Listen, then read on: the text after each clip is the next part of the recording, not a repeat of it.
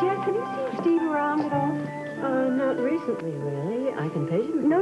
That's probably rushing it. I just wanted to remind him that we're going to have lunch with Tom and Simone today. I guarantee you he won't forget that. Well, he'd better not. I'm looking forward to it myself, anyway.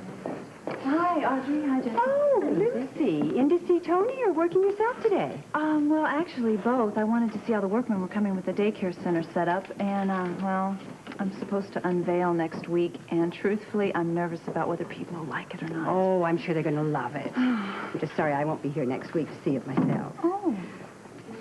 How is Tony? Well, he's pretty bad. Frisco. Yeah. You know, actually, Jesse, you probably know more about how he's doing than I do, seeing him here at work. What do you think? Well, he seems to bury himself in his work. He's in here at dawn, and heaven knows what time he gets home. I know, and then when he does come home, he runs upstairs and spends about an hour with BJ, and I leave him alone because I can hear him telling her all about Frisco. You know, it's just better. I think it kind of helps him that way.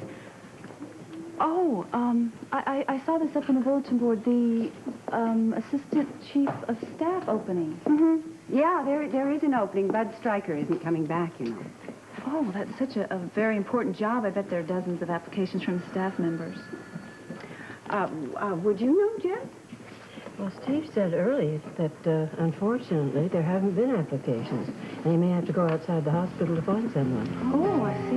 Well, I hope someone good gets it. It certainly would make it easier if one of these days I start to work on getting Steve to retire. You'll never get him to retire. Now, Jess, I can be very persuasive.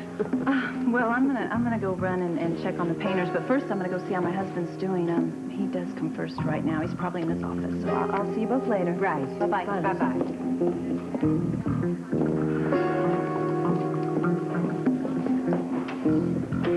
He's just got to apply for this job. He's got to.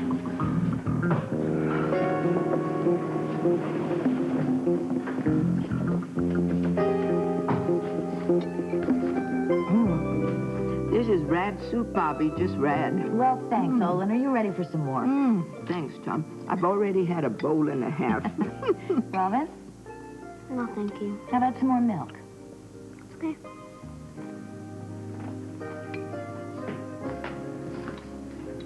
Well, hello, everybody. Hi. Hello, Robin. We miss seeing you around here. Got it? Would you like to join us for some soup? It's super soup. Super soup, huh? Can I turn down a bowl of super soup? I'll get it, Bobby.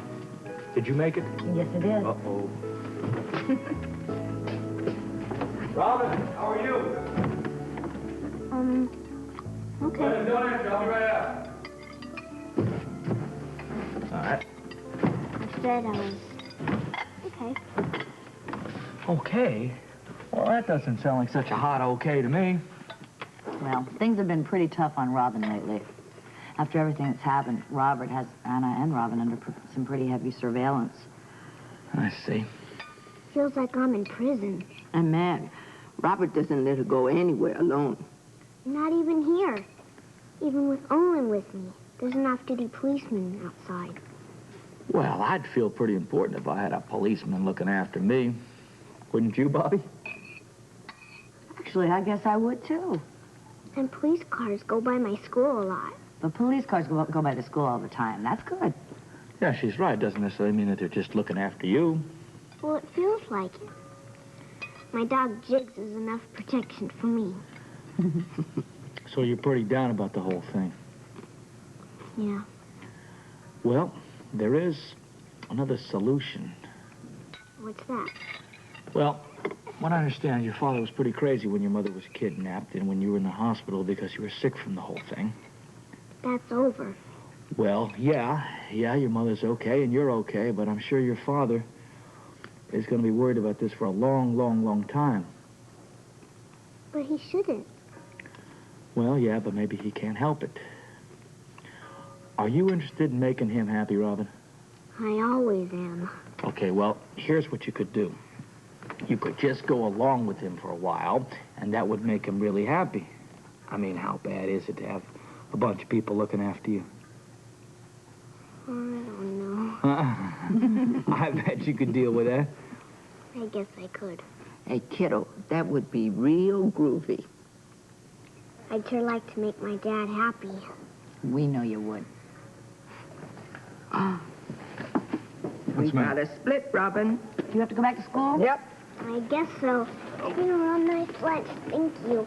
Can we come back if I get permission from my daddy? You can come back anytime you want. What subject do you have now? Math, gross. Oh, God, gross. Wait till you get to geometry and trigonometry. Good soup, Bobby. Thanks again. Thank you. Listen, next time you come over, bring Jiggs, okay? I miss him, too. He's my favorite puppy. Well, see you again. All right, off we go. Bye, Bob. Bye. Your mom today. Bye. Okay, be careful. All right. The roads are a little slippery. We'll watch it. Okay.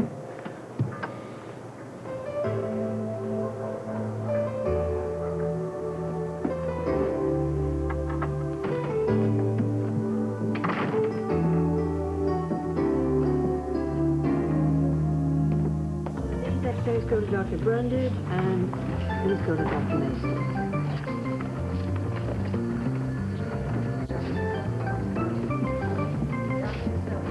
Hello, Alan. I thought it was your day off. Hi, Jesse. It is. I just came to check up on a patient. Anyway, a doctor never really has a day off, does he? And if you're not at the hospital, you're at home worrying about the hospital. So it's true, Bus Striker really isn't coming back to General, huh? That's why there's an opening. Of course, I could have figured that out for myself. Do you have any of the applications here? Yes, would you like one? Just a glance at. Thank you. Sure. Are you interested in applying for the job of Assistant Chief of Staff? I don't know, maybe. Well, I know Steve is anxious to have somebody from the staff rather than outside. Yeah, of course, that would make sense. Listen, Jesse, I'm just on my way home. I'm going to take these with me, and I'll read it there, okay? They're all yours. Yeah, thank you. Oh, What? don't mention my taking one of these, will you? All right. It's just that you know how word spreads so quickly around the hospital. I just don't understand why you wouldn't want anybody to know you were reading an application. Well, I haven't made a decision yet whether I even want the job or not. Anyway, I'm going to go home now and try and salvage what's left of my day off. I'll see you tomorrow, Jesse. Bye. Bye-bye. Bye.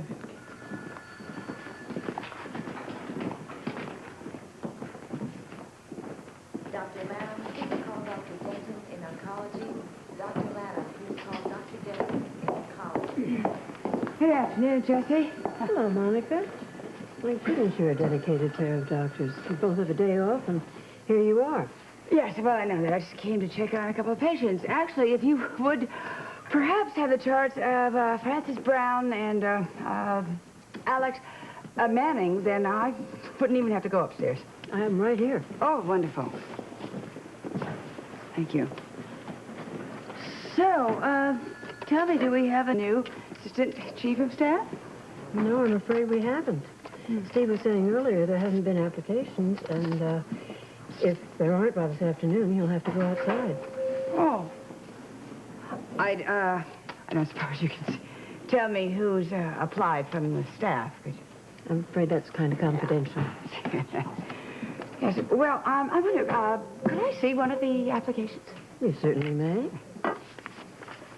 Monica, why don't you apply? What? I'm all for having a woman as Assistant Chief of Staff. Why? Oh, I think it's high time. Well, you know, I suppose it is, really. I wonder, could me just taking an application, could that be considered confidential? Oh, I would think so, yes. Oh, good, good. Well, you know who I really think would be good? Who? Tony Jones. Thank you, Jessie. See you.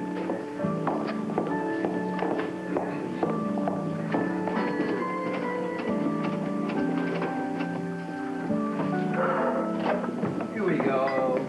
Oh, I'm so hungry. I'm very hungry. You're paying for this, right? Of course. Yeah. Put it on my tab. Put it on your tab. Hello, Tony. Hey, Tony. Oh, hi, Tony. Let's see. What are we going to have here? Excuse me. You got Sorry. something? Okay, let's go. Excuse me. Hi there. Hi. I'm so glad I caught up to you. Yeah, just got out of OR. Oh, well, I'm glad to see you're trying to eat something. I'm trying to. I got another operation in about an hour, and I don't want to be shaky. wish there was something I could say or do just to make you feel better. Well, at this point, nothing anybody can say can help. You just gotta stand still and get through the pain. I think it won't end, but it will. So I didn't think you were coming in. Well, I just wanted to spend a few minutes with you. Fortunately, I got work to do. And that keeps my mind off everything else. Well, that's why your time at home makes us feel so precious, me and BJ, when you are there. That I kind of, I don't know, I'm probably out of my mind for bringing this subject up. What? Well, you know that Steve is looking for an assistant chief of staff. Felicia mentioned it yesterday before she left. So? Well, Felicia really does believe that you should apply for that job, Tony, and I do too. I mean, it might help take your mind off things in the months to come, and well, I know it would probably have a lot of social aspects to it, and Steve would probably dump that on his assistant, but I certainly would help you. So what are you saying? I'm saying that I think you should apply for that assistant job. I have enough right here, Lucy. I know you do, but Tony, you have to think a little bit ahead. I know that's hard to do right now, but the future's going to come. Tomorrow's going to get here sooner than you think, and maybe Steve's not retiring today, but he might soon, or even if it's a long time. I hope that's true, but you could slip into his job, and that would be a very important position. I mean, we would be very important people in Port Charles. Look at Audrey Hardy, all the stuff she does. She's involved with everything in town. What are you saying to me? I'm talking about Audrey Hardy and Steve and... But why? Well, Audrey happens to be very big in Port Charles socially. Do you know she's always on the fundraising thing. She's always asked to chair things and be on committees, and she entertains a lot. And, why, I hear that she gets kind of tired of doing that, but I would love it. I'd be good at it, and I would love to give parties. Of course, we would need a much bigger house if we were going to do all that entertaining and everything, but... You're not listening to me at all, are you? No, I am. You're talking about Audrey. Well, no, actually, I was talking about that Lucy, job. I'm sorry. You know, I have a lot on my mind. Well, I think another item on your mind should be applying for that job. It could be very, very important to both of us. I can't take it right now. But right now is Just when you have to listen think to about me, all it. right? Now, I'm hanging on by the skin of my teeth.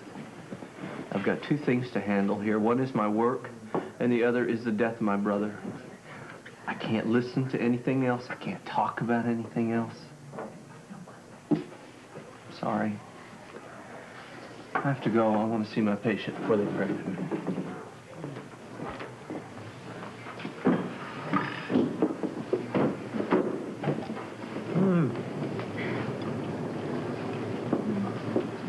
Poor Tony. Yes, poor Lucy. It isn't easy to deal with someone else's grief, you know. Was Tony very close to his brother? Mm-hmm. Very close. But my heart really goes out to Felicia. You know, dear, we shouldn't be burdening these two with all of this. Oh, Audrey, that's all right. I do feel for Felicia, really. And I wouldn't want to be in her place. I'd die if it was Tom. If someone had some good news, it would make this lunch a lot easier. Well, Simone and I might have some good news to share with Well, you. maybe, but not now. Oh, really? What is it? Oh, it's probably too soon to hear the kind of news we've been waiting for. Ah, see? Well, the trouble is, it's not too soon. Well, come on, kids. What is it?